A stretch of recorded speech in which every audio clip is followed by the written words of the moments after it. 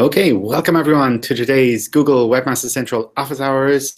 My name is John Mueller. I'm a Webmaster Trends Analyst at Google in Switzerland. And part of what I do are these office hours hangouts with webmasters and publishers. Looks like a bunch of you made it here already. There are also a bunch of questions that were submitted before the hangout. But maybe, as always, if any of you want to get started with a question, feel free to jump on in now.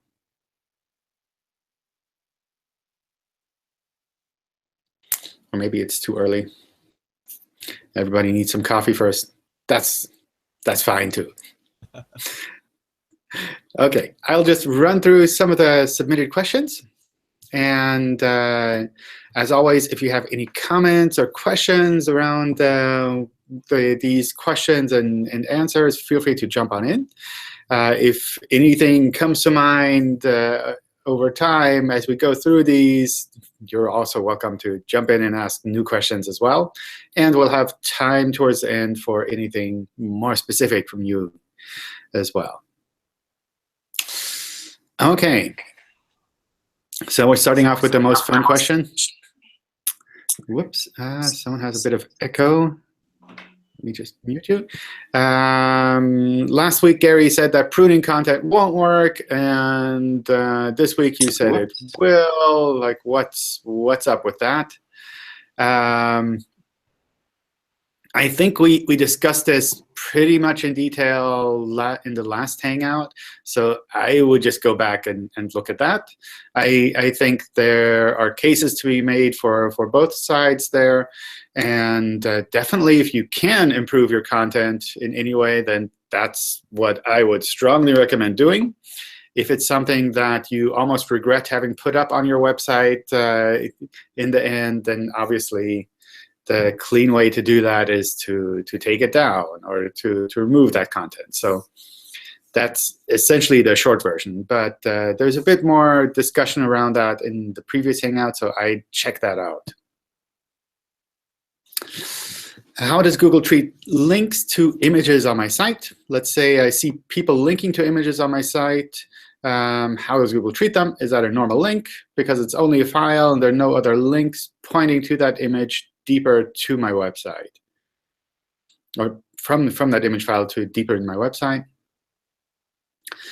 We see these essentially as normal links, and we use them in a way to understand that this image is associated with that page that's linking to the image, in the sense that for image search, we could theoretically show that image in the search result together with some context from the linking page. So you can have images show up in image search either by embedding those images in a normal HTML page, which is kind of the normal way to do it with the image tag and just specifying the image URL. But you can also link to images from an HTML page, and we'll also associate that image with that HTML page, and then we can use that pair for image search. And if someone is searching for some content that's kind of like the context or more information around that link to the image, then maybe we would show that linking page as a landing page for that specific image.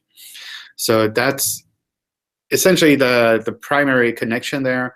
It's really mostly around image search. What is the best way to handle unavoidable expired content, like job postings? Should we 301 them to relevant available job, 404 them with a custom 404 page? Should we keep expired pages as a soft 404, or is there something else that we should be doing?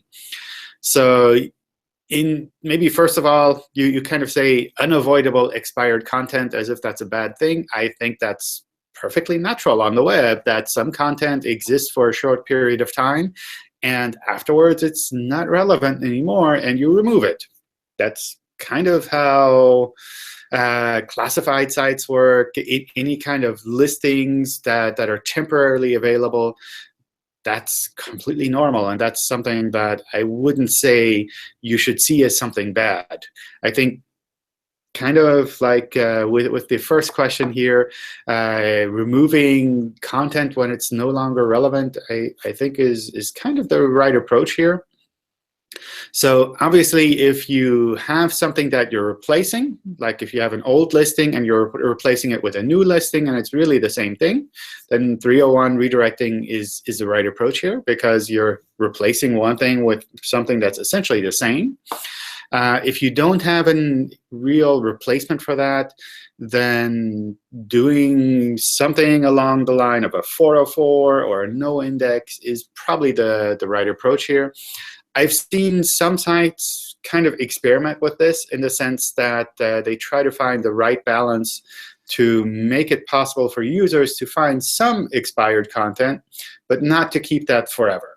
So one approach might be to say, after this listing is expired, I'll keep it online as a 200 normal HTML page, together with the text that this listing is no longer valid. And after maybe a month, take that page down with a no index or a 404 so that it's completely removed. That way, kind of during that short time where people might be interested in that expired listing and might want a little bit of information about what they just missed, they'd be able to find that in search. And in the long run, you're still kind of cleaning things up rather than building and building and building and building more URLs to your website that aren't really relevant to anyone. So lots of variations there. I'd say there's no absolute answer to this. It really kind of depends on your site, the kind of content that you have on your site, how relevant it is when it's expired, or when it's just shortly expired, and what you want to do with that in the long run. So those are kind of some of the things that you could be looking at there. Hi, John. Yes. Can I jump in with a question, please? Sure. Okay, so currently we are trying to do a strategy with microsites on our website, and we are essentially already 11 million pages on Google already, and we are like a directory in Australia, and we are trying to gift microsites to every advertiser on our directory. And we are trying to increase more interest of the advertiser on the website so that they could do stuff on their microsite. So what are the things, I mean, first of all, would you suggest a microsite? That's the first question. Second thing is, what are the things that I should, I mean, I've read some blogs by Vanessa and some videos by by other people. So I just wanted to confirm on what your thoughts are on this one. I think it can be tricky with microsites because it often ends up looking like a collection of doorway pages. So that's one thing I'd kind of watch out for and really think about what you want to achieve in the long run. And if these are sites that you want to build up in the long run, then maybe that's the right approach there. But if you're just creating a bunch of like sites for a ton of different businesses that really don't have any value for the long run, that are just like driving traffic to another site, then that's something I try to avoid doing for search. So one thing you could do is say you're using these as landing pages for advertising and just no index them in a case like that. That's something that I think can make a lot of sense. But if you're really kind of just like creating a ton of different microsites for all kinds of different businesses, then I could imagine the web spam team looking at that and saying, this is essentially a collection of doorway pages. We're just going to remove them all.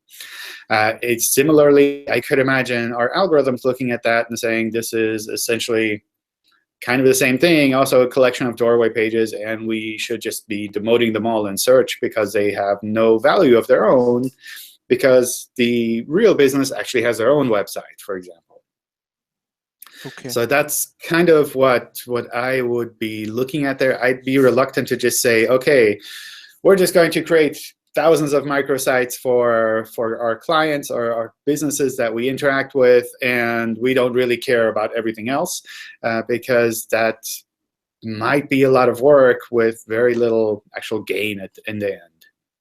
Okay. And are we also I'm sorry, can I ask another question related to this? Sure. Okay. So are we also at a risk of kind of losing domain authority and the clicks, if we have microsites, number one. Second thing is, I imagine since we are doing microsites for, thousands of advertisers, and if they start putting the similar content on the microsites, then are we also at risk of duplicating the content and on those areas? So I think domain authority is a concept that various SEO tools have put together. So I wouldn't worry too much about that because Google doesn't use domain authority like that. But you are competing with yourself. If you have a normal website and you have a bunch of microsites, then all of these are competing with your content, with your business essentially. So that's something where you're spreading out a lot of really thin value across all of these microsites instead of concentrating it on the one URLs that you really do want to have visible in search. So that's kind of another one of those downsides where you're kind of diluting the value that you have on your website across all of these different microsites rather than concentrating it and making it really strong on your main site. Okay, John. Thank you. Sure. All right. Let me run through some of the submitted questions, and I promise I'll get back to you for more questions towards the end. We'll definitely have more time. Could Google measure my dwell time if I didn't click the back button but close the page result browsers tab because I opened it up in a new tab? So I think that kind of goes into the theme of Google uses dwell time for ranking. And for us, we use these kind of signals primarily in understanding different algorithms to figure out which algorithms are working well, which algorithms are not working well. And when looking at it with that kind of broader view, these kind of like edge cases with regards to how you interact with a page, like you open it and then you close the whole browser, or you open the page and then you turn off your computer without the browser being able to respond to anything.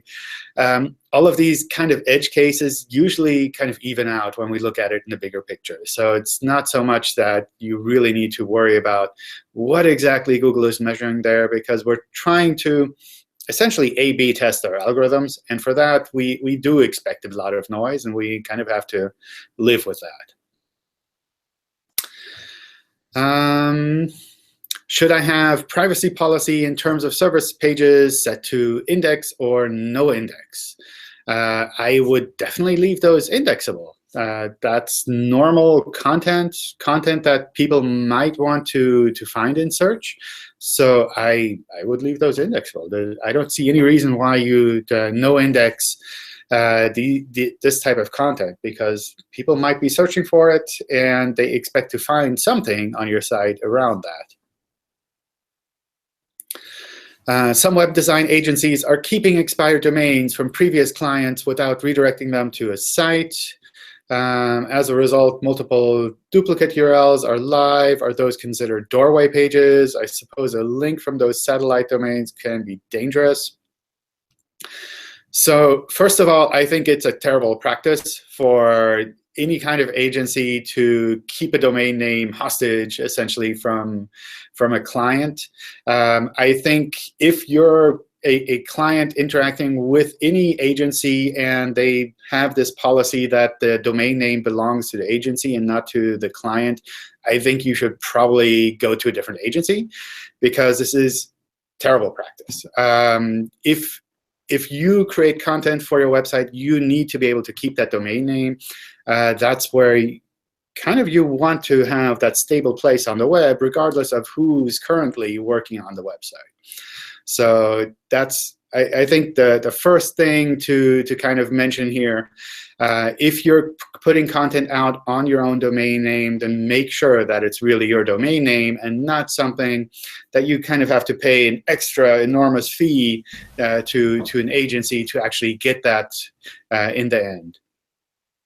And if there are situations where an agency is actually getting a domain name for you, you might want to take the extra step and say, OK, I'll get the domain name and let the agency just set up the hosting and do all of that. That way, you're also sure that things like emails continue to work. Because it's a terrible thing when all of your clients are emailing a domain name that essentially is not yours, and that at some point might get turned off, might expire, or might be kept in a mail server running somewhere. The emails arrive, but they're not delivered to you as a business. So that's, I don't know, I find that a terrible practice. With regards to these kind of older versions of a website being considered doorway pages, I generally wouldn't worry about that. That's not something that the web spam team would look at and say, oh, they're trying to manipulate the search results by creating lots of different sites, because usually it'll be clear that this is like an old site, and here's the current site, and that's generally less of an issue there. With regards to link from those old domains, I think that's also irrelevant.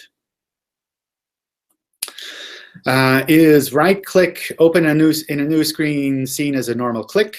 Yes, we do track that, and we do show that as a click in Search Console and the Search Analytics. So kind of regardless of how you open a URL, we do try to recognize and track that as a click. Sometimes you can see that in the search results when you try to copy and paste the URL from the search result with right-click, that you see this long tracking URL associated with it. Sometimes we can do that with, I believe, the ping feature in HTML5, where we ping kind of the tracking URL to make sure that we record that click and show it to you in Search Console. What is no opener and no referrer links? Do these carry any SEO value? Those are completely normal links from an SEO point of view. This is essentially only a practice with regards to forwarding a refer to the site that is being linked to. And I believe WordPress or one of the other CMS systems at some point started adding these microformats to links in their CMS, and that's essentially completely normal. That's something that they can do. I'm sure they have really good reasons to do this. So at least from an SEO point of view, I wouldn't worry about this. If this kind of microformat makes sense for you, provides additional value for you or security in some sense, then go ahead and leave it like that. If you don't know what they do and WordPress is kind of setting this up automatically for you, I double check with WordPress, but my sense is the folks from WordPress are really smart people, and they probably have a good reason to do something like this if they're doing this by default. We switched our site from HTTP to HTTPS, but forgot to update our sitemap file. As a result, all of our pages dropped out of the index. We fixed the issue, but we still only have 2 pages indexed since weeks now.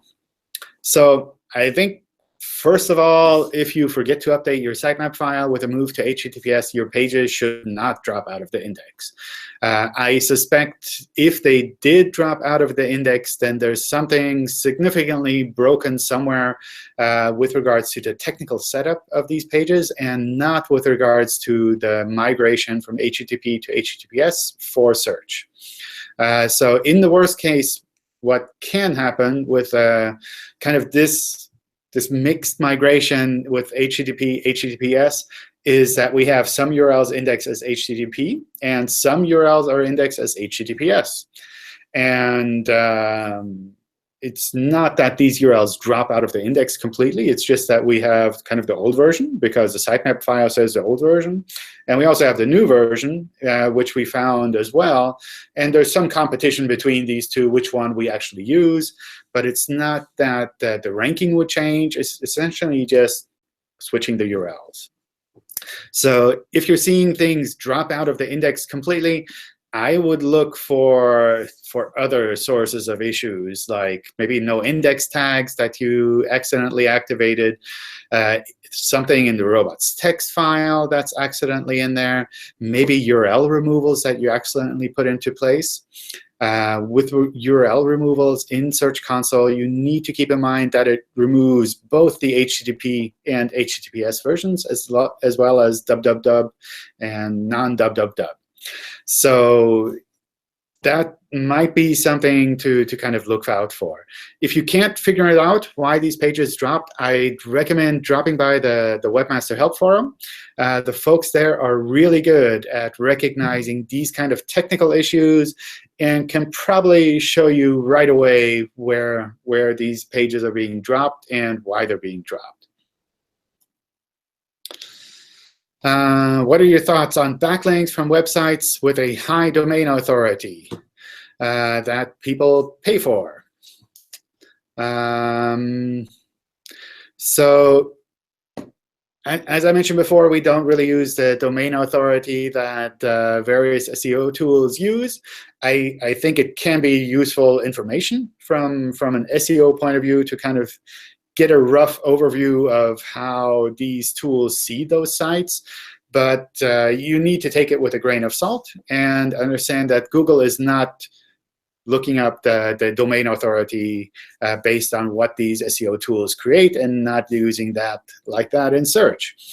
But again, it might be useful to kind of understand for a new website, if you're just getting started with a client, how they're currently standing, how they're connected with other sites. So I wouldn't say it's a bad thing, but it's like take those metrics with a grain of salt. With regards to backlinks from those sites, paid backlinks are against our webmaster guidelines. So that's something where it doesn't really matter if it's a high domain authority or low domain authority, or just any other website where you don't know the domain authority. If these are paid links that are passing PageRank, then that would be against our webmaster guidelines. That would be something that the web spam team might manually take action on, or that our algorithms might look at and say, this is a bit problematic. Maybe we need to just ignore those links that are set up like that. Thank you. Yeah, there was a question somewhere or a comment. No? OK. Could I ask? I wasn't asking the question, but can you hear me? OK.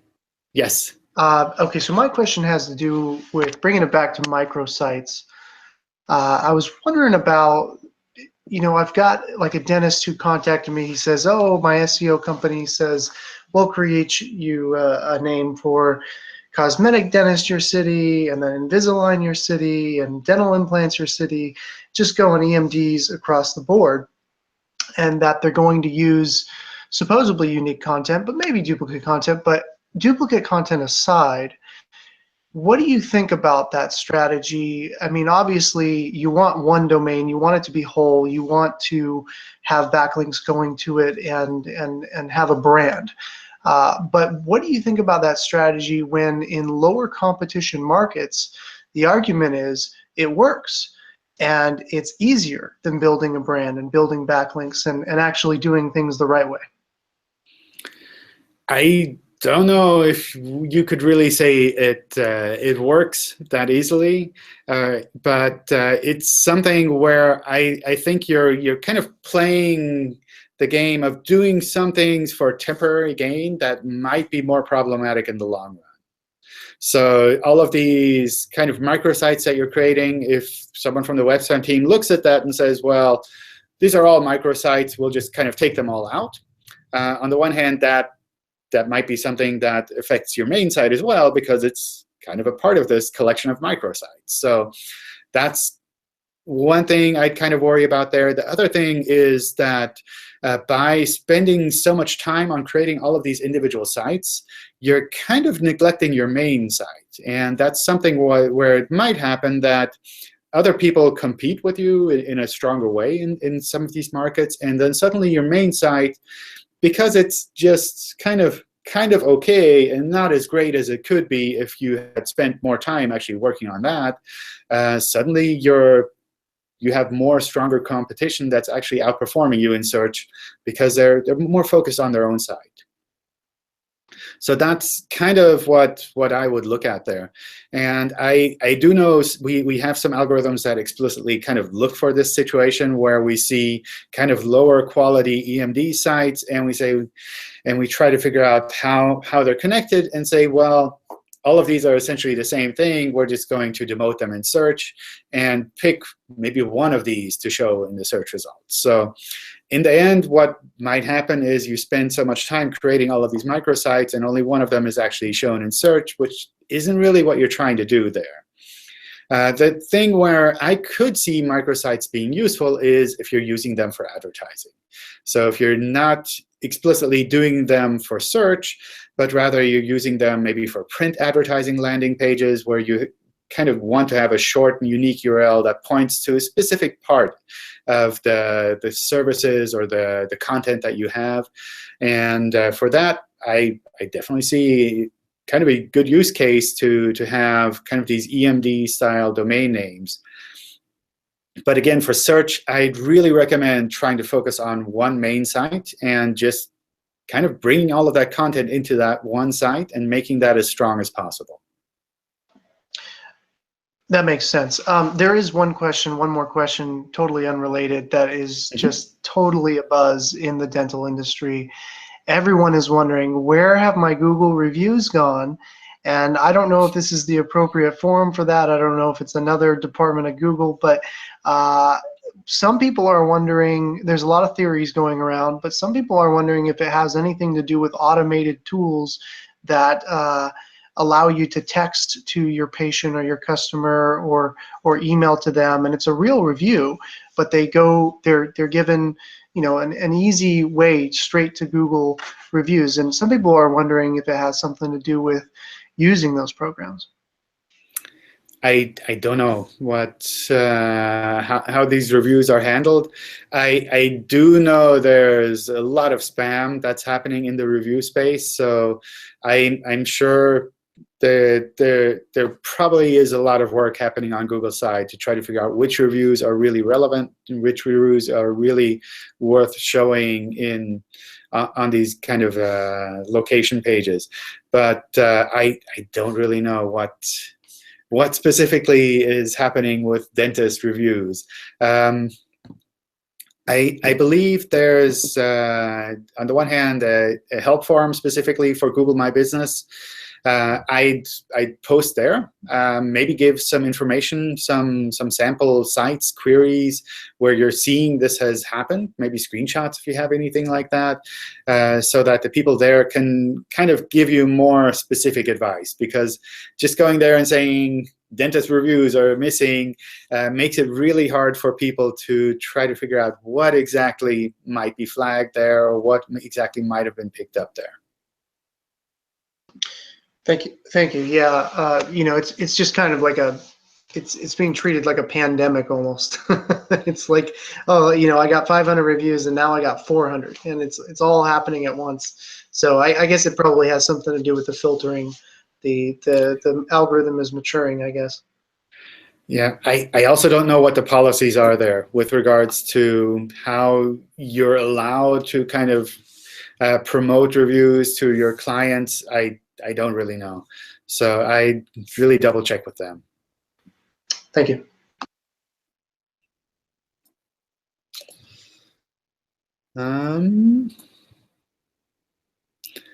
Okay, what is spam score, and does it really matter for penalization risk, where there are trusted tools to check the spam score while building backlinks? So I don't know what the spam score is. It sounds like something maybe from an SEO tool somewhere. So I'm not really sure what specifically you're looking at there. I'm not aware of any kind of external tool that provides a spam score for a page. The other part there, while building backlinks, I think kind of sounds like you're going off and creating backlinks yourself, which might be kind of problematic. So I'd be kind of cautious there when it comes to just focusing on a specific metric and saying, well, I will just place my links on all sites that have a low spam score, assuming that's something relevant. If you're placing those links yourself, then those are not really natural links. So that might be something to keep in mind there. We have reCAPTCHA on our site, but we're unsure which Google account was used to set it up. Is there an easy way to find out from the key? As far as I know, the API keys are set up in a way that you can't kind of like track back to the email account that was used to set that up. So maybe it makes sense to just set up a new one and use the new one. Otherwise, I don't know if we have any specific reCAPTCHA type support available. There might be, maybe on the Google Developers API, Google group, there might be someone there who can help you find out a little bit more. But in general, if you just have the API key and no other information, then I don't believe you can track back which Google account was used for that. I've done a 301 redirect for a page for 5 months. When can I delete the redirected page, which doesn't affect my SEO score? So we don't have an SEO score either. In general, a 301 redirect is called a permanent redirect because we kind of expect it to be in place permanently. In general, we try to use this to recognize which URLs have moved on to other URLs. And for that, I generally, kind of as a rule of thumb, recommend having that in place at least a year. Especially if you're still seeing traffic to that old URL, either from search engines or from users directly, then I would definitely keep that up. If you don't see any traffic at all going through that redirect, then maybe it's a sign that search engines don't really care too much about that redirect, or users are not seeing that redirect anymore. Then that's a sign that you can just drop that as well.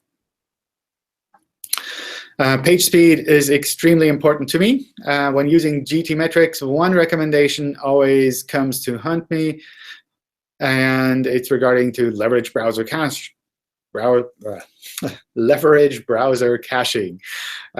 specifically for the Google Analytics, JavaScript. When are you guys going to fix that, or should we just ignore it? I think it's probably tricky there. On the one hand, I don't know exactly what GT metrics is measuring there. I think it's good that you're using tools to find issues or places where you can improve the loading speed of your pages. But I would use those tools in an educated way, in the sense that you're using their output and interpreting it, and not just blindly following metrics that are in there. So that's maybe one thing to kind of keep in mind, that you need to really understand what these tools are telling you and to be able to interpret them.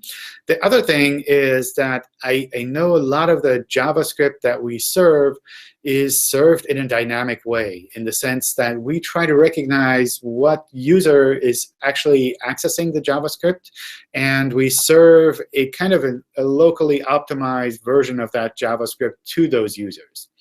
So what could happen is that some of these testing tools might be accessing the JavaScript file in a way that doesn't match what a normal user would be doing. And in a case like that, our servers might be defaulting back to a simpler setup, which might have different caching settings, which might have different kind of minimized content, different kinds of compression setups. So it might be that these testing tools are not actually showing what a normal user would see in the search results. So that's kind of another thing to keep in mind there.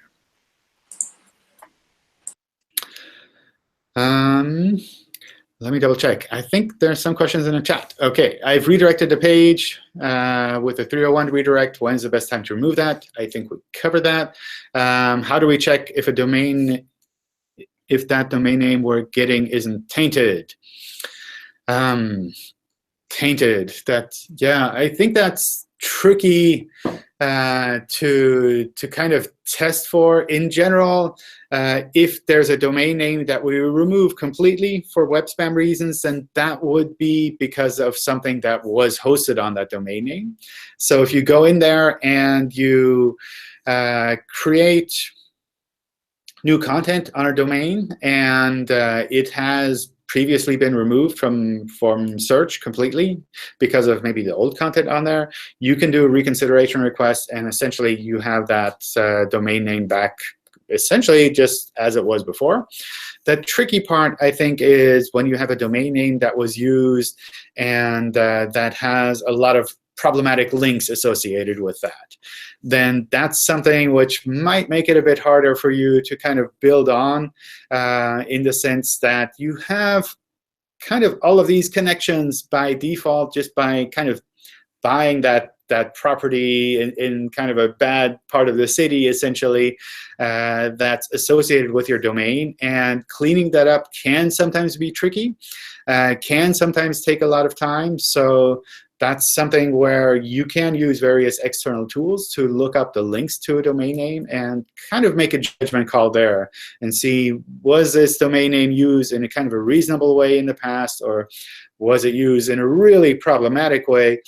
And if you see that it was used in a really problematic way, then you can still try to make a decision based on what you're actually trying to do there. If you're saying, well, this is a really awesome domain name, and I really want to use this for marketing reasons, and there's like so much value that we get out of this domain name outside of just search, then you might say, well, it's worth it to spend some time to clean this up.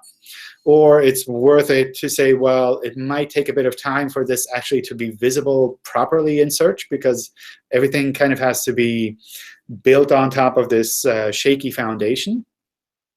But you might also say, I don't have time to focus on all of this cleanup stuff. Maybe I'll just use a different domain name.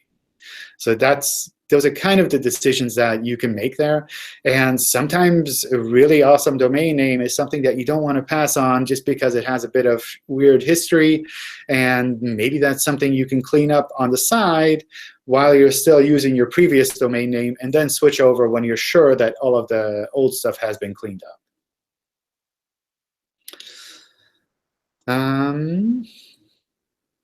Oh, and Jeff links to spam score tool from Moz. OK.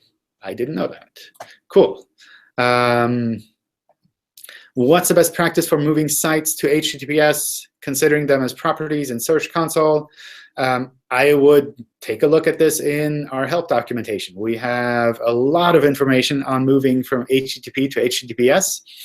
So instead of reiterating all of that, I'd recommend checking that out. It has all of the steps you need, essentially, also with regards to setting up Search Console.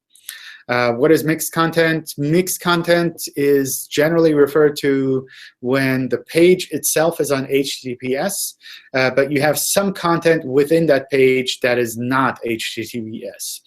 So common situation is you have the landing page on HTTPS and an image that you pull in from HTTP. And then the browser will warn you and say, actually, this is kind of secure, but you're leaking some information because all requests that go to the HTTP URLs that are embedded, they're essentially unencrypted. They're in plain text. So that's what browsers would warn you about. That's why it makes sense to really look at the HTTPS pages and make sure that you don't have this kind of mixed content issue. I have 25 categories, my e-commerce site. We have some products that are in different categories. Should I worry about that with regards to duplicate content? Or is there a duplicate content penalty, essentially? Or will Google see this as thin content? From our point of view, this is something that is completely natural on a website. We've had to deal with this for a really long time. It's more of a technical issue for us to deal with than a quality issue for you. There's definitely no duplicate content penalty with regards to that on a website. The only downside is we will index all of these different variations, so we'll need to crawl a bit more on a website. Normally, that additional crawling is no problem, especially when you're talking about one product being in a couple of different categories. I don't see that as kind of like exploding the amount of crawling that we have to do for your website. And with regards to thin content or not, that's also generally not an issue because these pages by themselves are valuable as well. What you can do is use the rel canonical to pick one of these versions as your preferred version. That makes it a little bit easier for us to focus on that preferred version. And it's generally the best practice there. But it's not the case that we would penalize your website if you don't do it exactly like that. So no need to panic. There's some things that you can do to kind of help clean that up. There's a question here about Google News with regards to updating articles and changing URLs. I don't know how Google News handles that. So I'd recommend checking out the Google News Publisher Help Forum. There are some awesome folks that are active there who can probably give you more information there. Also, for Google News, there is, I believe, the ability to contact someone from Google News directly through the Help Center. So I checked that out as well. I noticed something when we take a site to HTTPS, the navbar links get updated automatically, but all the internal links, including footer links, still point to HTTP. Is there a negative impact? Could this hurt us? Is there an easy way to update all internal links besides manually? So updating all of the internal links besides manually, you'd have to look at your CMS to see if there's a way to do that. I know, for example, for WordPress, some people have fancy MySQL scripts that they use to kind of automatically just switch everything over. That might be an option, depending on your CMS. In general, what happens there is we kind of get conflicting signals. Usually, you will have enough signals to tell us that you want the HTTPS version index, and we can do that. But anytime we have different signals or different URLs leading essentially to the same content, we try to make a decision on which one of these URLs to actually use. So the decision there is usually based on things like redirects. Is there a redirect to one of these versions? What are the internal links like? Are they pointing at one of these versions or not? So in this case, the redirect would be going to HTTPS, and the internal links to HTTP. So it's kind of this conflicting situation. Rel canonical, if you have that on the pages. If you have that on the HTTPS pages, then that's kind of extra point for HTTPS. Sitemaps, if these URLs are in sitemap file or not. Maybe they're all ready for HTTPS as well. So a lot of these things are probably pointing at the HTTPS version and probably will pick that. But I'd still recommend cleaning that up so that we can really clearly understand that everything is HTTPS. Also, from a user's point of view, if those links go to HTTP, then they have to go there and then get redirected back to the HTTPS version. So it's not awesome. It's not like terrible, but it's something that you could probably clean up. Internal linking practices proposal is to write a script that automatically created an in-body link for the first instance of every word on every page to an internal link to the commercial page on that topic. To me, that sounds kind of spammy and bad. Yeah, that does sound kind of weird. I think the main thing that I would find kind of weird there is that from a user point of view, this would look really weird if you have all of these kind of internal links within the first sentence of every page. That doesn't seem very useful. With regards to crawling a site in general, if we're able to crawl your site normally, there's no need to do these kind of internal linking games. If we can understand the context of individual URLs within your website, then that's really what we're looking for there. There's no need to kind of artificially link every page with every other page on a website. I see in Search Console, Google is crawling 200 to 300 pages per day, but once a month, at least, or at least once every second month, there's one day where Google is crawling 3,000 to 4,000 pages, almost my entire website. Technically, what is happening there?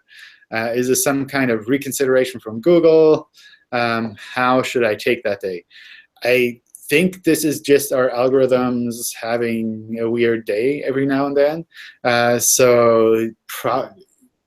don't see this as being anything kind of problematic that you need to worry about. It essentially means that our algorithms are seeing that they can crawl a lot more from your website, and then maybe at some point they're like, well, we haven't checked all of the pages on this website, and we could crawl a lot more, so maybe we'll just kind of get that through as well. So I wouldn't see this as anything problematic. I suspect it's just algorithms doing weird things which happens every now and then. If we add pagination with rel next and rel previous, is it necessary to also add rel canonical to the page itself? No, it's not required. Sometimes it's a good practice. Kind of up to you. Hi, John. Yes. Hi, can you hear me? It's my first time here. I've just joined. So fantastic. One question, if that's all right. It's about PageRank. So one thing that we've done is we've tried to limit the number of pages that we publish to Google by essentially leaving out some long tail kind of pages. And the idea is to concentrate more of the PageRank that we get from other external sites to a smaller set of more important pages. So the question is this idea valid or is it outdated? Thank you. So it sounds a bit like PageRank sculpting, which is something that probably doesn't work in the way that most people externally think that it works. So that's something where I'd kind of be cautious about something like this, especially depending on the way that you set that up on your website. So if you're just not publishing at all, some of the content that you have available, that's clearly up to you. If you prefer to have a smaller site, that's clearly up to you. What will usually happen there with a smaller site is we don't have a lot of content from the site, so we don't have a lot of kind of different queries that we can guide there if it's really a smaller site. Whereas if you have a larger site that has a lot of good content, then people who are searching for this specific aspect here might have a landing page on your website that's really relevant to that, and we could guide them there. So that's something which I'd say is more a question of what is your overall marketing strategy or online strategy? Do you want to create a lot of content that covers a lot of ground, or would you like to create a concentrated version and with the understanding that maybe some of these long tail queries, they don't end up on your website? However, there's no causal relationship between leaving out long tail pages and then getting better ranking signal for the remaining ones, if I understood it right. Yeah, I think there's an element of dilution that's kind of involved there as well, where if you're kind of artificially taking pages and saying, well, I'll take this one big page and split it off into 20 different smaller pages to kind of cover more ground, then that's just diluting the content. Whereas if you're adding additional content, then that's kind of just adding additional value to your website overall. So I wouldn't see that as something that would be problematic for the rest of the website. Thank you. All right. Let me just double check to see that we have most of the questions covered, and we can go a bit longer as well. Using password protection on existing pages will affect the page's ranking. If you put a page behind an authentication or behind a password, then obviously we can't really crawl and index that page. So that's a bit of a problem. I think the main situation where this kind of works is if your whole service is behind a password. So if you're an email service provider, then obviously that login page is what you need to have ranked. So we can try to figure that out and show that login page. But obviously any content that's behind a password, we wouldn't be able to access because Googlebot doesn't have your password either.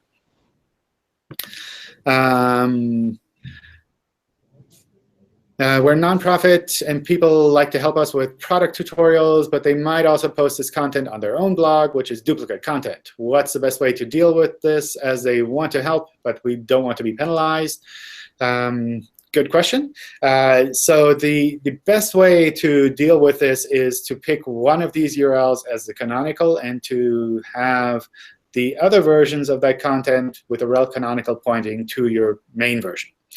That said, sometimes that's not possible. I think this kind of setup where you have people who are creating content for you and also publishing the same or very similar content on their own site is probably something where you don't want to tell them, hey, you can publish it there, but you have to put a rel canonical on there, and thank you for creating this content for us, because that's kind of, they want to see something out of it as well.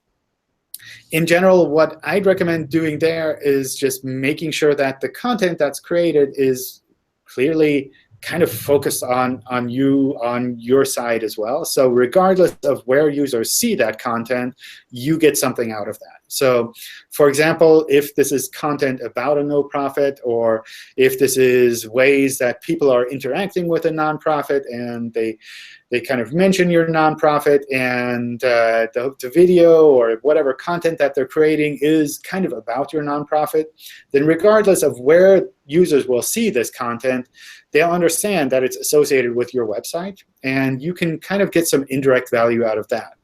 Not in the sense that like we would rank your website higher automatically because of that, but in the sense that people know your brand, know the name of your nonprofit, and can go and visit you directly if they feel like doing that. So that might be one way to kind of look at that. What are some technical reasons that may affect the page cache? So there's a no archive meta tag, which is pretty much the most direct way.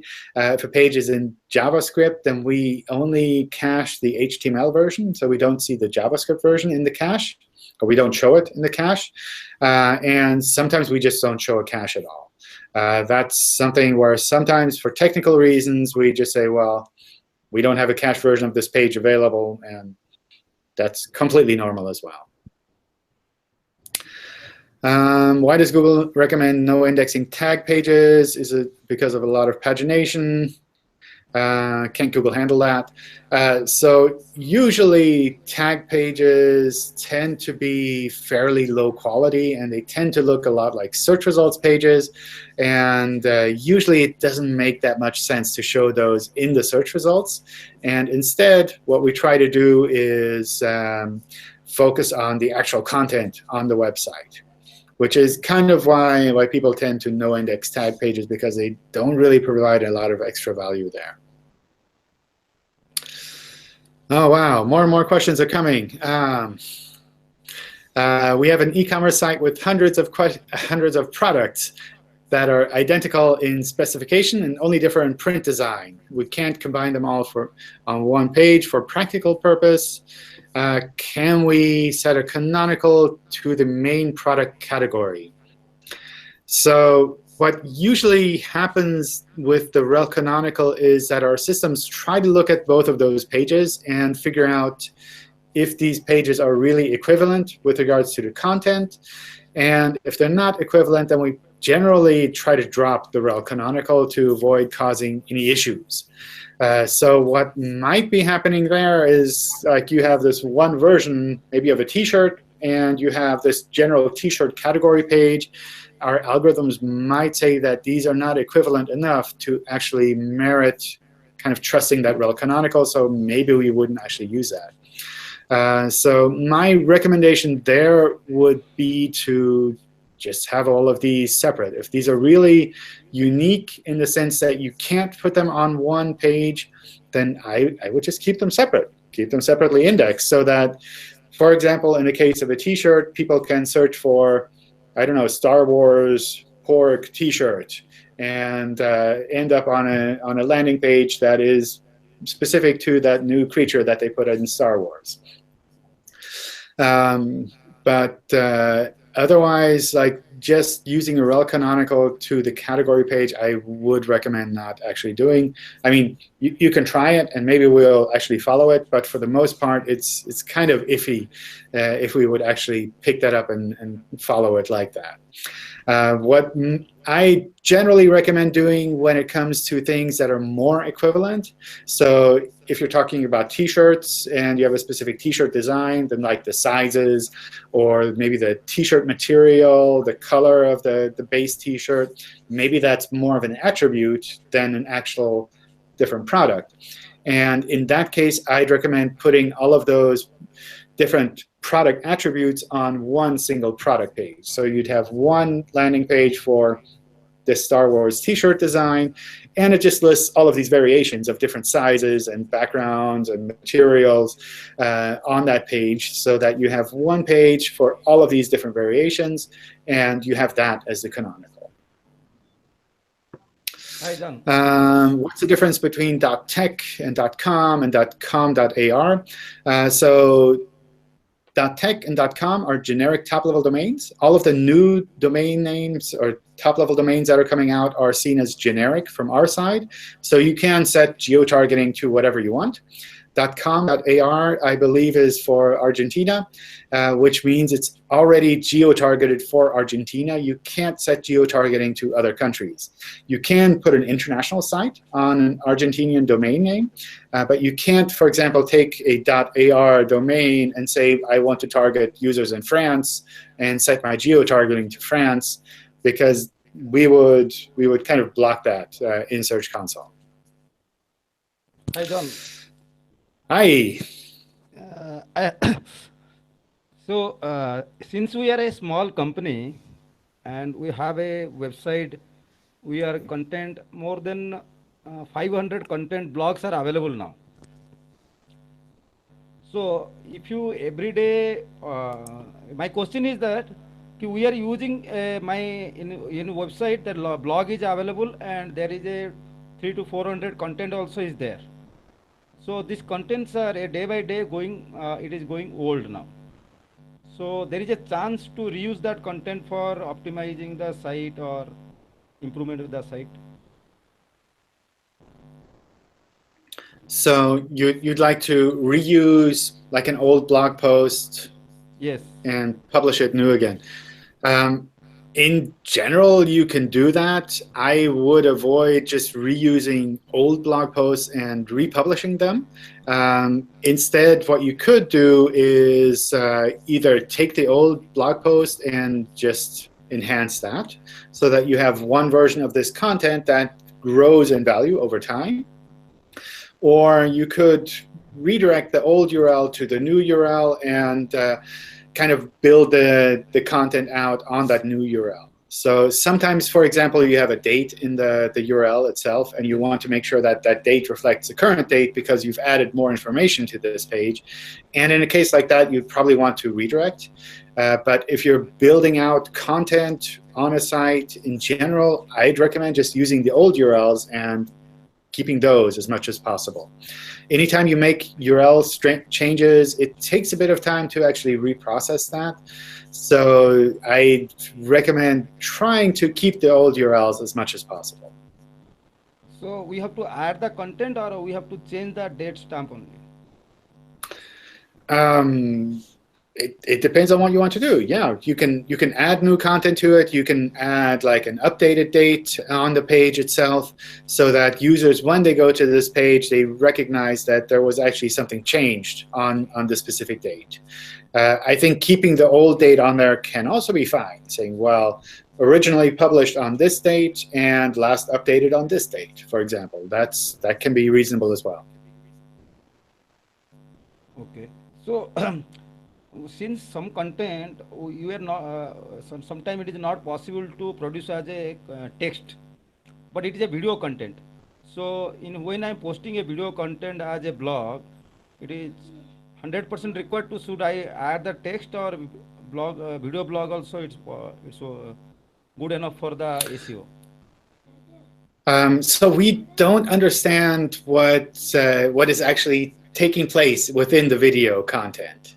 So for video search alone, that might be fine. You have the description for the video. Maybe you have a title on the YouTube landing page. All of that, that might be fine. But for web search, we don't understand what is happening within the video. So if you want this page to rank well in web search, then you need to have some textual content on there.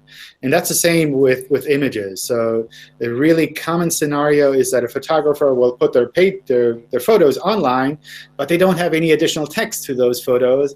And then for us, it's really hard to say, well, what should we be ranking this page for?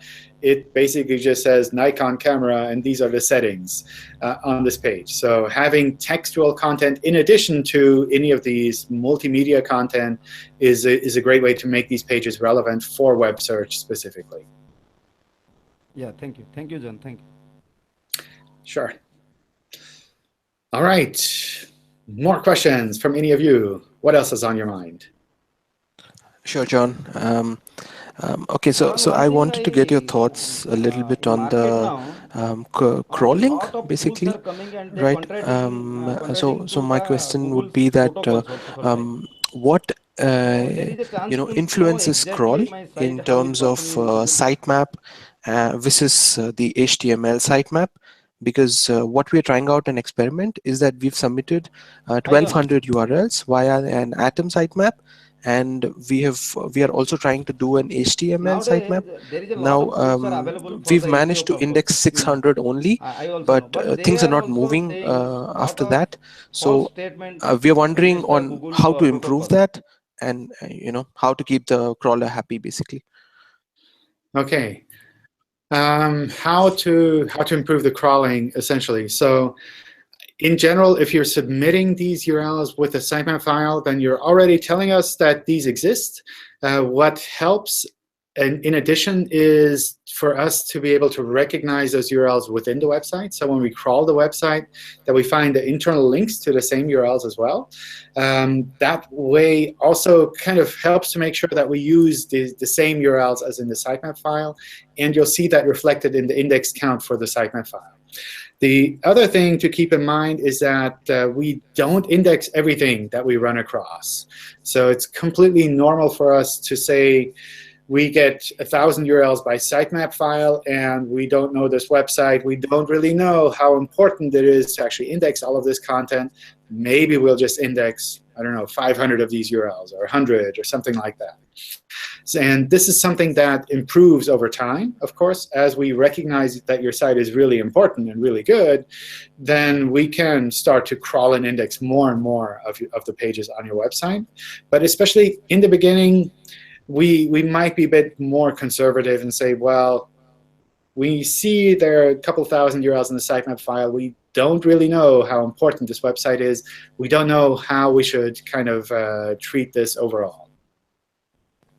So that's something where if that's the case, if this is a kind of a newer website, then I just continue working on the website in general. There's no kind of technical thing that you can do to push all of these URLs to the index. And even if they were indexed, then chances are we wouldn't be showing them in search because we don't really know what to do with them yet. So that's something where I wouldn't blindly focus on the index count there. Okay. So how to know that? And shall I ask on one more question, please? One more question, sure. Yeah. So this was about duplicate content again. So I have page A showing content, and page B showing similar content, and we have basically the pages in terms of thousands, right, where we have similar content, but then it is very difficult to actually find out for a webmaster or a developer even, because these pages are dynamically generated. So do the HTML improvements section, the duplicates, titles, the duplicate meta descriptions, are they a good sign for a webmaster to kind of find out the duplicate pages in a site? Or should I be using a different strategy to flush out the duplicate pages? I definitely use the HTML improvements section there, but I'd also keep in mind that this is just a first glance at essentially a bigger website. And if you find any systematic issues there, then I would use that to try to see if there are ways that you can find kind of the bigger set of issues within your website in a more scalable way.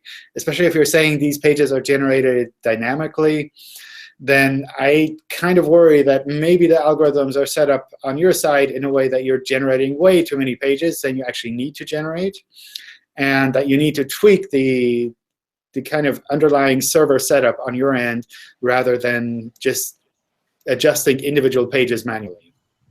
OK, thank you. All right, I think there's one question here in the chat as well. Does Google recognize and crawl the site archive? And will the old content in the archive keep the link equity and the ranking? Yes, we generally can try to crawl the archive of a site. And we try to keep that content available in search as well, so that if people are searching for older content, they can still find it there. I think the general aspect of kind of an archive versus the newer content also kind of hints at the newer content maybe being more relevant at the moment. So I think it would be normal for content to, especially if you're talking about in kind of a news or blog situation, I think it's normal for content to get a lot of traffic and a lot of impressions and clicks from search when it's fairly new, because then it's really the most relevant. And for that to kind of like settle down to a lower level, sometimes a much lower level over time, as you have that in your archive. So that's something where I'd say, yes, it does keep the value, but that doesn't mean that it remains as relevant in search and that it would normally be getting as much traffic from search over time as well. Then this question, does mixed content affect ranking? No, it doesn't affect ranking. It affects how we recognize if a page is on valid HTTPS or not. But in general, it doesn't affect ranking. It's more of a user visible aspect there, in that people go to your page, and instead of seeing the secure lock icon on top, they see kind of this mixed content symbol. And maybe at some point, I could imagine browsers being more critical about that and saying, well, this is not really a secure page. And maybe they should even be showing a warning to users to make that much clearer.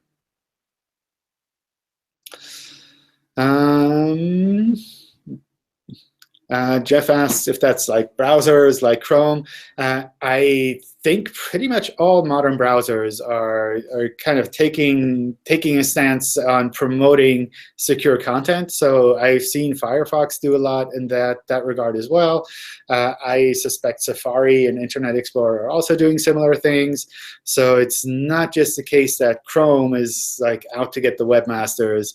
It's really all of these browsers want to make sure that users who are using them are as secure as possible, because only when users know that they're really secure will they be able to kind of use the web in a more free way. So it's in the best interest of all players of the internet to kind of make sure that you're providing content in a way that matches the current kind of best practices. All right. Any last questions from any of you? What else is on your mind? OK, can I ask one more question? Sure, go for it. Okay, I was asking about microsites some time back, and I was kind of trying to save the question for last. So if we are creating a microsite, would Google consider it as the same entity or different entity? Because the SEOs that we have here kind of are in two different opinions. So wanted to get your thought on it. I mean, if this is a separate domain name, we would see that as a separate domain name. So it's Right. separate in that sense. I mean, obviously, you're probably interlinking these with other sites that you run for them.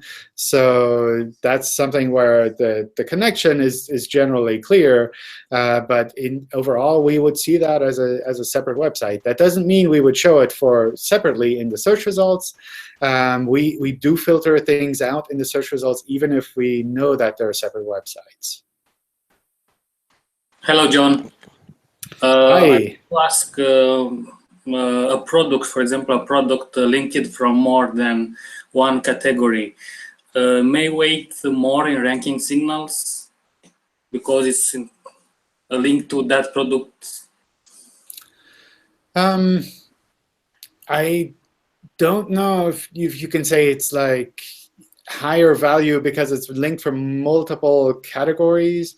But in general, when we recognize that something is more relevant within a website, then we'll try to give that more weight as well.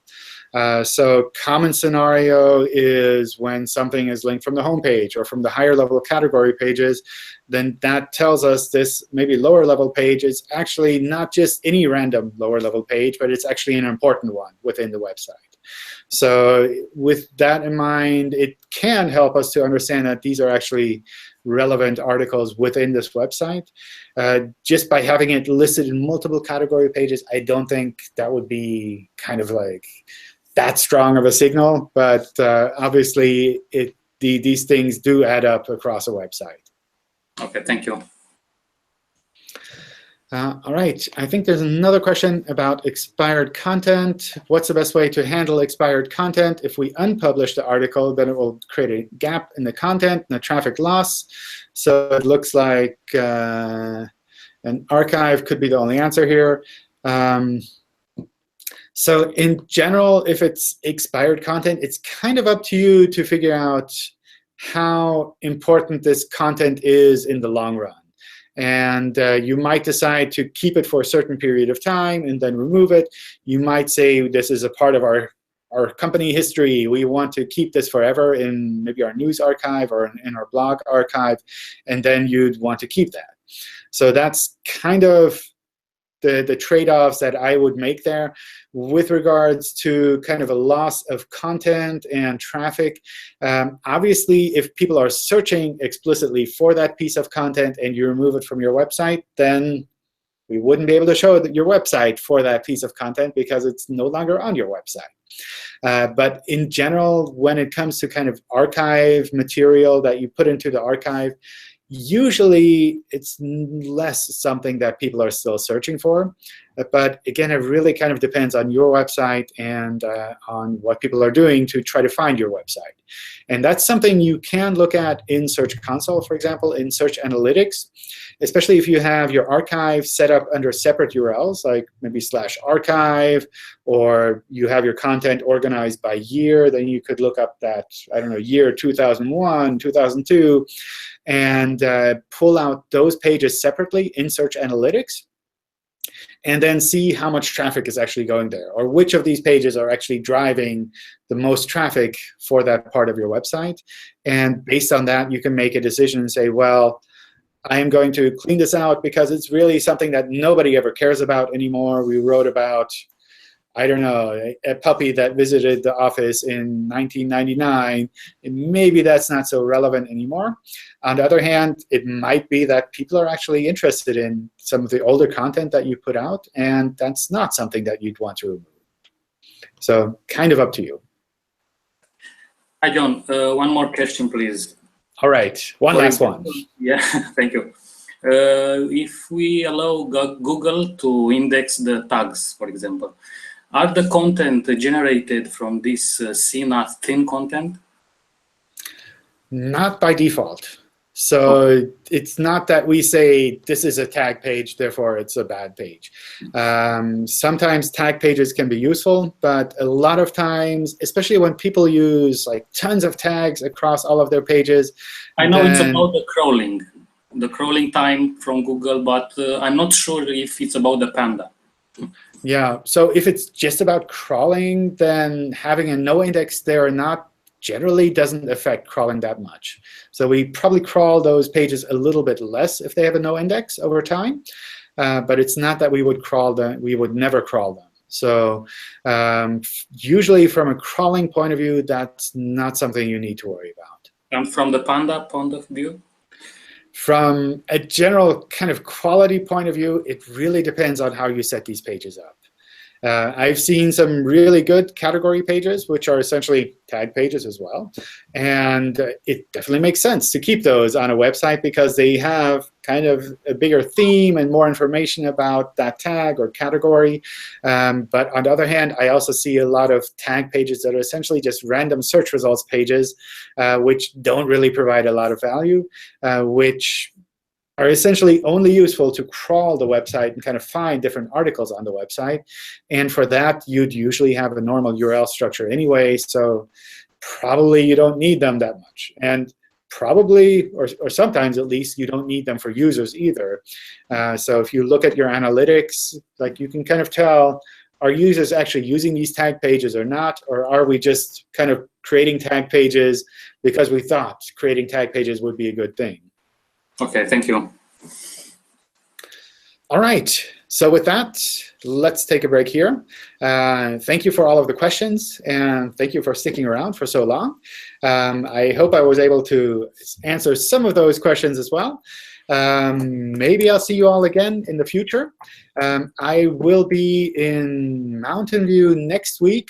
I'm trying to see if I can set up a Hangout from there as well. So if you're watching this from an American time zone, then maybe we can have something more local next week. And maybe I can also set it up to get a guest if there's anyone in the Mountain View area who would be interested in joining a Hangout live in person. Feel free to let me know. So with that, let's take a break here. Thanks again, everyone, for joining, and hope to see some of you again next time. Thank you, John. Bye, everyone. Bye. Bye. Thank you, John.